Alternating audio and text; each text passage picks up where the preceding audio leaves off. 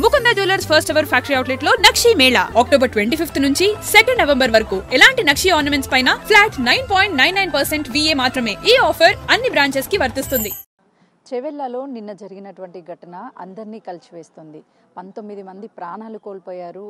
వాళ్ళ ఇళ్లలో విషాదం చోటు చేసుకుంది. మరికొంతమందికి పట్నం మహేందర్ రెడ్డి హాస్పిటల్లో ట్రీట్మెంట్ అందుతుంది. నిన్న 15 మందికి ట్రీట్మెంట్ అందిస్తున్నటువంటి నేపథ్యంలో ఒకరికి నడుము మీద తీవ్ర గాయాలవడంతో ప్రైవేట్ హాస్పిటల్కి తరలించారు. మిగతా 14 మందికి కూడా ట్రీట్మెంట్ అందిస్తున్నారు.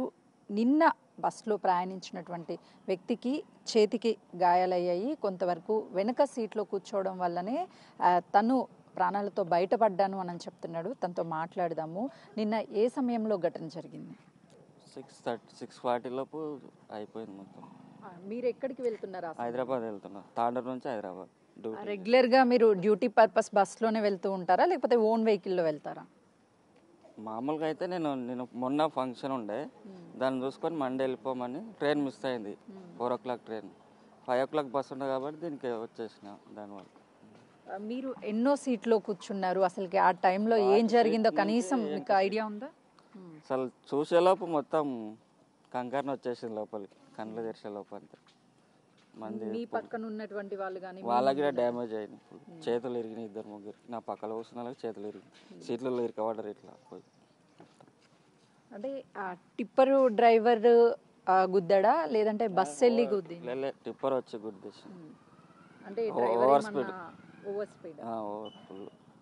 అంత స్పీడ్ ఉన్నందుకే అంత ఇదైపోయింది కదా.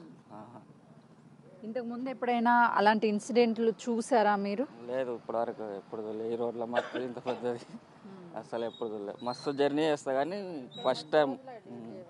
అంటే అనుకున్నారా అదృష్టవశాతే బయటపడ్డారు అని? ఏ చెప్పలేము. వెనుక వస్తున్నా కాబట్టి కొద్దిగా చిన్న చిన్న డ్యామేజ్ల వల్ల బయటపడ్డా అంతే. మీ పేరు? జగదీష్. హైదరాబాద్ ఉద్యోగం రీత్యా వెళ్ళడానికి ట్రైన్ బుక్ చేసుకున్నాడు. ట్రైన్ మిస్ అవ్వడంతోనే బస్సులోని ప్రయాణించానని చెప్తున్నాడు. నిజంగా చాలామంది కుటుంబాలలో ఒక చీకటి రోజునే నిన్న చెప్పాలి. 19 మంది చనిపోవడం కాదు, 19 కుటుంబాలు రోడ్డును పడ్డాయని చెప్పొచ్చు. నిజంగా ఈ తల్లి అదృష్టవంతురాలని చెప్పాలి. ఇప్పుడు ఎంతోమంది బిడ్డల్ని కోల్పోయినటువంటి తల్లులు తల్లడిల్లిపోతున్నారు. ఇక కనీసం చివరి చూపు కూడా చూసుకోలేనటువంటి తల్లులు ఎంతోమంది నిన్న మిగిలారని చెప్పుకోవచ్చు. చెప్పమ్మా, నిజానికి నిన్న జరిగినటువంటి ఘటన అందరి జీవితాల్లో ఒక చీకటి రోజు అనే చెప్పాలి. సో నీ కొడుకు అదృష్టవంతుడు అనుకుంటున్నాను. అవును మేడం, నా కొడుకు అదృష్టవంతుడే. ఉన్నోళ్ళంతా మాత్రం కూడా దేవుని దయ వల్ల అదృష్టవంతులే. ఇక నిన్న ఆడి వరకు చనిపోయిన వారు ఎందరో దేవుని కృపణ, మళ్ళీ వాళ్ళ కృపణ. పొద్దున లేచిన టైం బాగలేదు వాళ్ళది. ఇక కొంతమంది మృతి చెందారు. ఇక దేవుని దయ వల్ల మా కొడుకు మాకు మంచిగానే 9:30 కల్లా మాకు ఇరుకైంది. మేము చేసినాం 2:30 వరకు. అప్పటి నుండి ట్రీట్మెంట్ అందించింది. అప్పటి నుండి మా కొడుకు మాకు ఇప్పటి వరకు మంచిగానే ఉన్నాడు. మీకు వార్త తెలిసిన తర్వాత అనిపించిందా అయ్యో నా బిడ్డ ఎట్లు ఉన్నాడు? చూడలేం కదా మేడం, దూరము ఒక్కడే ఉన్నాడు. ఏమైందో ఎట్లా ఉన్నాడో అని భయంతోనే హాస్పిటల్ వరకు చేరే వరకు మాకు చూసిన వరకు మాకు అసలు మంచి శాంతి లేదు. వచ్చి చూసినాక మాకు దేవుడు నయ్యం, మా అబ్బాయి మాకు మంచిగా ఉన్నాడు, కూలుకున్నాడు, సాలు ఇంత దయ వలన ఇంత మందిలో మా కొడుకు మాకు మంచిగా ఉన్నాడు సాలు అని అనుకున్నాం మేడం. ఇది జరిగింది. మేము లేమిగా సాలు తీసుకొచ్చిన వాళ్ళు దేవుని దయ వలన, అది తెచ్చిన వాళ్ళకు దేవుని కృప వాళ్ళకు చెల్లించునుగా. కానీ మీకు కూడా అందరికీ దేవునికి మనకి చెందినగా కానీ అందరికీ వందనాలు చేస్తున్నాం మేడం. నిజంగా అక్కడ జరిగినటువంటి ఇన్సిడెంట్లు అందరూ నుజ్జునుజ్జైపోయారు. అవి మనకి చూడడానికే వాళ్ళని ఒక భయంగా ఉంది. మరి వాళ్ళ తల్లిదండ్రుల పరిస్థితి? అదే మేడం, ఇక తల్లిదండ్రుల పరిస్థితే చూడాలి అని ఏదన్నా చేస్తారేమో అని మేము అనుకుంటున్నాం. సాయపడతారేమో అని, దాని వలన వాళ్ళకు వీళ్ళ గుణంగా ఏదైనా సాయం చేస్తారేమో అని మేము అనుకుంటున్నాం. కానీ అది మీకు తెలియాలి మేడం. గతంలో ఎప్పుడైనా సరే ఇలాంటి ఇన్సిడెంట్ మీ చేవెళ్ళ ప్రాంతంలో కావచ్చు, వికారాబాద్లో కానీ జరిగాయి యాక్సిడెంట్లు జరుగుతున్నాయి? ఇప్పటి వరకు మేము చూడలేం మేడం. ఇప్పటి వరకు ఇట్లాంటి ఘోరమైన యాక్సిడెంట్ మాత్రం ఇప్పటి వరకు చూడలేదు. ఫస్ట్ చూసిందైతే నిన్న జరిగిన ఘటన ఇది ఫస్ట్ చూసడం. మా బాబు కూడా ఎప్పట్లో సంవత్సరంలో ఒకసారి 2 సార్లు మా ఇంటికి వెళ్ళేసి మళ్ళీ ఇంటికి ఇక్కడ వచ్చి డ్యూటీ చేసుకొని మళ్ళీ లీవులు ఉన్న టైం ఉన్నప్పుడు ఇంటికి వచ్చి వెళ్ళిపోతాడు. మంచిగా ఉన్నావురా అంటే మంచిగా ఉన్నామని అనేసాడు. సరేలే అంటాను. నిన్నటికి కూడా అట్లనే అనుకున్నాం. ఇట్లా జరిగేది నిన్న ఫస్ట్ టైం. అంటే మస్తు రోజులా ఇక్కడ వచ్చి డ్యూటీలు చేయబట్టి మాకు తెలిసిన వరకు అయితే 10-15 సంవత్సరాలు ఆయన ఈ అబ్బాయి చేయబట్టి మా తమ్ముడు చేస్తున్నాడు. వాడు 20 సంవత్సరాల వరకు ఉంటాడు ఇక్కడిని. వాళ్ళని కాళ్ళతో పాటు వాళ్ళని పెట్టుకున్నాడు ఇక్కడిని.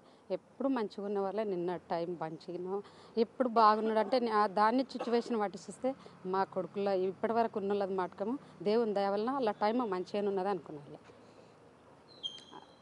నిన్న టిప్పర్ డ్రైవర్ ఓవర్ స్పీడ్ అని చెప్పేసి మీ అబ్బాయి చెప్తున్నాడు, దాంతోపాటు చాలామంది చెప్తున్నారు. అలాంటి డ్రైవర్లకి ఏం చెప్తారు మీరు? ఏం చెప్పాలి మేడం, వాళ్ళకు తెలియాలి. వాళ్ళు నిదానం తీసుకురావాలి. నా ముంగళ్ళు ఏం వస్తున్నాయి చూసుకోవాలి. పక్కల ఆడ ఉన్న డ్రైవింగ్ అంటే ఇక్కడ లోడ్ ఉందా కాలు ఉందా మేము స్లో తీసుకుంటే బాగానేమో అంటానని వాళ్ళకి తెలియాలి. కానీ వెళ్ళేసిండు. ఇక మేము చూడలేము. నిన్న పొద్దున జరిగిన ఘటన ఎట్లా తగిలిందో కూడా చూడలేము. ఆ రూట్లో రాలేము నిన్న. ఇక మేము వేరే రూట్లో వచ్చినాము. అక్కడ ఎక్కడనో నైట్ వరకు ఇంకున్నారు అంటానని అన్నారు బస్సు అదంతా. ఇక ఇప్పటి వరకు మేము చూడలేము. ఎస్, నిన్న జరిగినటువంటి ఘటన టిప్పర్ డ్రైవర్ నిర్లక్ష్యం కళ్ళకు కట్టినట్టు కనిపిస్తుంది. ఓవర్లోడ్ స్పీడ్తో వస్తుంది.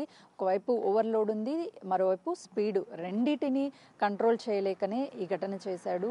ఒకవేళ అక్కడ ఉన్నటువంటి గుంతని తప్పించే ప్రయత్నం చేయబోయాడు, కానీ వెహికల్ ఆగకపోవడంతో ఎదురుగా వస్తున్నటువంటి బస్సుని ఢీకొట్టారు. ప్రస్తుతానికైతే 14 మంది హాస్పిటల్లో ట్రీట్మెంట్ అందుతుంది. ఈరోజు రేపు వాళ్ళని డిశ్చార్జ్ చేసే అవకాశం కూడా కనిపిస్తుంది. కెమెరామెన్ సంతోష్తో సుజాత, చేవెళ్ళ. నా పేరు లక్ష్మి. మాది కోస్గిరి మండల్ సజ్జకాన్పేట విలేజ్. మా కూతురు వాళ్ళ అత్తమ్మ ఇక్కడ గొంగుపల్లిలో ఉంటుంది. ప్రతిరోజు న్యూట్రిషన్ కోసమని చేవెళ్ళకి వస్తుంది. అంటే హెర్బల్ లైఫ్, అందులో ఆమె కొంచెం జాయిన్ అయ్యి మందిని కొంచెం సపోర్ట్ చేసి వాళ్ళకి ఆరోగ్యపరంగా మెడిసిన్ ఇప్పించడానికి వెళ్తుంది రోజు. అలాగే ఈరోజు కూడా అలాగే వెళ్ళింది. అదే బస్కి ఎక్కుతుంది రోజు. అక్కడ 6:30కి ఎక్కింది మేడం మన్నెగూడెంలో. ఇక్కడ చేవెళ్ళకి వచ్చే వరకు మాకు తెలియదు, ఎక్కడ యాక్సిడెంట్ గురించి తెలియదు. ఇట్లా యాక్సిడెంట్ అయిందంటే వచ్చినాము. ఆమెకి అక్కడ బాగా దెబ్బలు తగినాయి. మొత్తం కంకర మొత్తం ఆమె నిలబడింది బస్సులో. కూర్చున్న వాళ్ళకి మాత్రము స్మార్ట్ డెడ్ అయ్యిందంట. ఆమె ఇక్కడ నిలబడ్డానికి ఇక్కడ వరకు ఆమెకు కంకర నిండిపోయింది. ఆమె అరుస్తుందంట, కంకర తీయండి అంటుందంట. కానీ ఎవరు కంకర తీయకుండా వీడియోలే తీస్తురంట. అక్కడ జనాలను మనం వాళ్ళను రక్షించేటట్టు ఉండాలి, కానీ మన కోసమని ఇట్లా ఫోన్ల ద్వారా పెట్టుకోం. కానీ అందరు అరుస్తుంటే కూడా ఫోన్ మొబైల్ తోటే వాళ్ళని వీడియోలు తీయడం ఏంది, వాళ్ళని రక్షించాలి. కానీ అక్కడ ఆమె మస్తు ఒలుతుందంట, కానీ వాళ్ళని ఎవరు పట్టించుకోకుండా వీడియోలు తీస్తుంటే ఆమె మొత్తం ఒక చెయ్యి బయటకు ఉందంట. ఆ చెయ్యితోటి మొత్తం తీసుకొని అందులో ఒకరు ఇద్దరు మంచిగా ఉన్న వ్యక్తులు వచ్చి ఆమెను బాడీకి బయటికి తీసిస్తే ఆమె సేఫ్టీగా ఉంది మేడం. ట్రీట్మెంట్ తీస్తుంది, మాట్లాడుతుంది. మొత్తం అక్కడక్కడ గాయాలు బాగానే తగ్గినాయి. మూగ దెబ్బలు అనేది తగ్గినాయి ఆమెకు.